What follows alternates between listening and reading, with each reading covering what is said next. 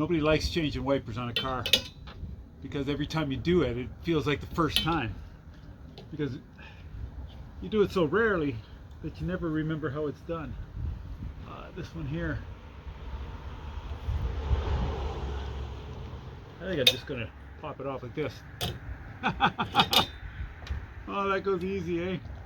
So this one's got a little clip on it. And when you get these wipers new, they all come with the universal clip on it. Just right here it is. And this one here is just going to fit over a pin or something. I think it just clips right in there, right? Something like that. So, yeah, it's got one on there. If I put that on there, is it going to hold it? Yeah. Good God, these things are easy.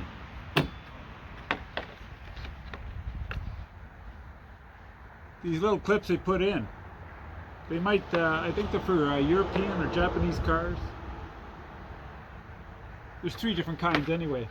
One of them is just a pin that's on your rod, and then it just goes through the handle, right? And this one here was just clickety-boo. The first one was so easy, I'm going to do the other same way. Look at it, just pop. Off it comes. And this one here is going to go in the same way. It's going to go in there and clip until you hear it go click. And then, boom. That's going to be nice.